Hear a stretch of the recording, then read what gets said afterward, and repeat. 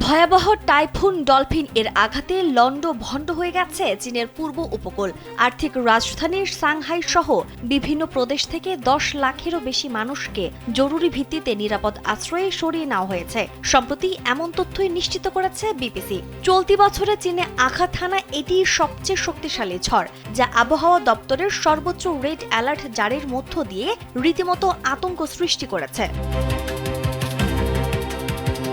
রবিবার বিকেল ৫:৩০ ঝেজিয়াং প্রদেশের উইহুয়ানে প্রথমবারের মতো আঘাত হানার সময় ঝড়ের বাতাসের সর্বোচ্চ গতিবেগ ছিল ঘন্টায় ১৫০ কিলোমিটার, অর্থাৎ ৯৪ মাইল। এর প্রায় ১ ঘন্টা পর এটি ওয়েনঝৌ শহরে দ্বিতীয়বার স্থলভাগে আছড়ে পড়ে।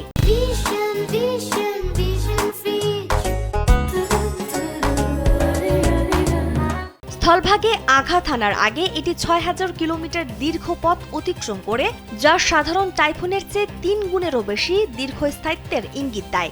শুধু সোমবারই সাংহাইতে প্রায় ১,০০০ ফ্লাইট বাতিল করা হয় এবং যান চলাচল সম্পূর্ণ স্থবির হয়ে পড়ে।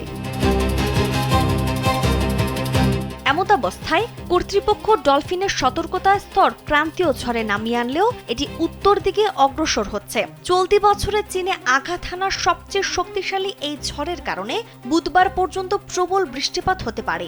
পাশাপাশি মারাত্মক বন্যা ও ভূমিধসের ঝুঁকি থাকায় সংশ্লিষ্ট কর্তৃপক্ষ এখনও সতর্কবার্তা জারি রাখছে। পশ্চিম প্রশান্ত মহাসাগরীয় অঞ্চলে মে থেকে অক্টোবর মাস পর্যন্ত টাইফুন মৌসুম স্বাভাবিক হলেও বিশেষজ্ঞরা জানিয়েছেন এটি একটি শক্তিশালী এল নিনো বছর, যার কারণে টাইফুনগুলো আরও বেশি তীব্র রূপ ধারণ করছে।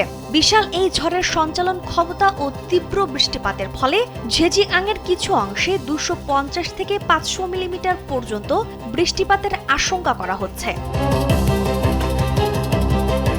ওয়েনঝৌ ও তাইঝৌ শহর থেকে মোট ৯ লাখ ও ৩,৯০,০০০ সহ প্রায় ১০ লাখেরও বেশি মানুষকে সরিয়ে নেওয়া হয়েছে এবং ১,০০০টিরও বেশি আশ্রয় কেন্দ্র খোলা হয়েছে। হাংঝৌ কর্তৃপক্ষ চালকদের জন্য গণপরিসরে পার্কিং ফি মওকুফ করেছে। ঝেজিয়াং এর ওয়েংলিংয়ে ৯ বছরের এক বালক সমুদ্র ভেসে নিখোঁজ রয়েছে, তবে এখন পর্যন্ত বড় কোনো প্রাণহানির আনুষ্ঠানিক খবর মেলেনি এবং ফিলিপাইনে ঝড়ের কারণে ৮ জনের মৃত্যু এবং ৭,০০০ মানুষ আশ্রয় নিয়েছে। জাপানের ওকিনাওয়ায় ৫ জন আহত হয়েছেন এবং হংকংয়ের রেকর্ড সর্বোচ্চ ৩৬.৯ ডিগ্রি সেলসিয়াস তাপমাত্রা রেকর্ড করা হয়েছে। এছাড়া ভুয়া ভিডিও ছড়ানোর অভিযোগে ২ ব্যক্তিকে আটক করেছে চীনা কর্তৃপক্ষ। সামনে আরও প্রবল বন্যা ও ভূমিধসের ঝুঁকি থাকায় সরকার মানুষকে অপ্রয়োজনীয় ভ্রমণ ও বাইরের কার্যকলাপ থেকে বিরত থাকার কঠোর নির্দেশ দিয়েছে। নাজমুন নাহার, উসবা, কালবেলা।